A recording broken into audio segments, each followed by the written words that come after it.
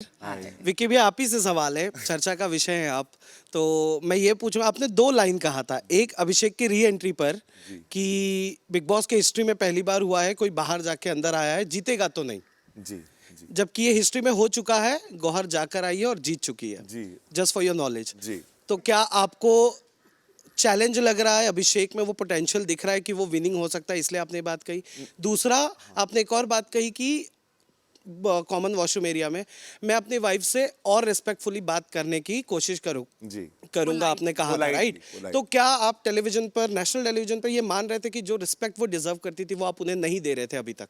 नहीं, सी मैं ये बताना चाह रहा हूँ कि मोस्ट नेचुरल वे में जब आप चीज़ें कर रहे होते हो तो सबसे पहले तो हमको ये ध्यान रखना पड़ेगा कि हम सब इंसान हैं, कोई भी भगवान नहीं है यहाँ पे। इंसान से ही गलतियाँ होती हैं और जो इंसान उन गलतियों को रियलाइज़ करके अगर उनको बोलने की, एक्सेप्टेंस करने की हिम्मत रखता है तो बदलाव वहीं से शुरू होता है, वरना आप कभी बदलेंगे नहीं। अगर मैं ये चीज़ को हमेशा ये डालता रहूँ कि नहीं मेरी नहीं उनकी गलती है, तो शायद मैं उसको कभी नहीं सुधार पाऊंगा। एक रिश्ते में दोनों को अपनी अपनी गलतियाँ ही सुधारनी है, तभी वो गलती इन दी एंड सुधर सकती है।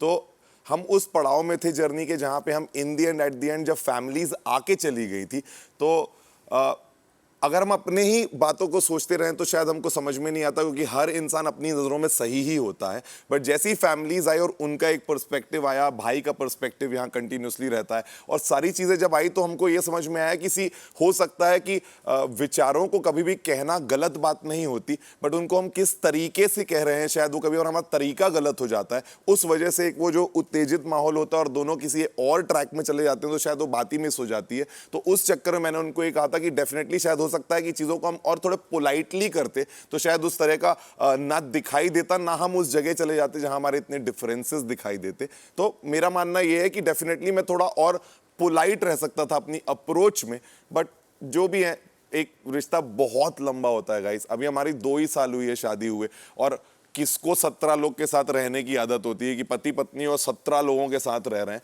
तो यहाँ पे कोई भी चीज़, और इतना शो का प्रेशर अलग रहता है, अपनी इंडिविजुअलिटी को दिखाने का प्रेशर इतना रहता है, तो मुझे नहीं लगता कि इस जगह आने की कोई भी तैयारी कभी भी हो सकती है। It is considerably one of the most difficult human experience I would say, शायद किसी को भी फेस करना पड़े। तो उसकी ये जर्नी का पार्ट रहा है, बट डेफिनेटली इससे बहुत सारी चीज़ें सीखी हैं और उसमें जो सुधार लाने हो मैं ज़रूर लाऊंगा। और जो अभिषेक वाला था, तो मैंने सच में वो गौहर वाला देखा नहीं था कि वो एंट्री के बाद आ सकती थी, बट मेरे नज़र में ये था कि अगर हम आज हम सबके माँ बाप ये शो देखते हैं, यू नो, माँ बाप को सबसे पहली एक चीज़, या हमको भी अपनी पहली चीज़ होती है कि अगर हमारे क्लोज वंस हो तो उनकी सिक्योरिटी कितनी ज़्यादा महत्वपूर्ण है। तो जो चीज़ हुई थी वो एक मेजर रूल ब्रेक माना जाता है कि अगर आप किसी के ऊपर कभी हाथ उठा दें, वो सीमा को कोई भी ब्रीच नहीं करना चाहिए। मैं उस चीज़ में श्योर था, तो मेरे लिए आज भी वो स्टैंडिंग है। क्योंकि ऐसा नहीं है कि गुस्सा मुझे नहीं आया, जबकि मेरी सिचुएशन सबसे ज़्यादा डिफिकल्ट रही, क्योंकि मेरी वाइफ यहाँ पे रही है,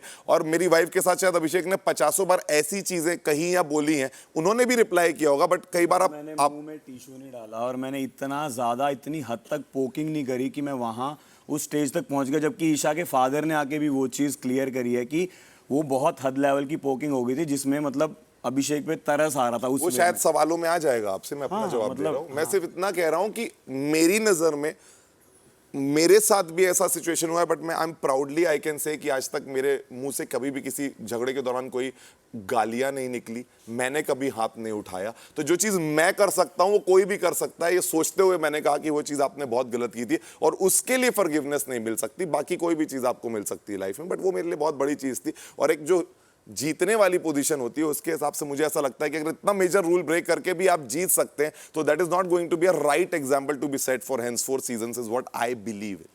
दैट्स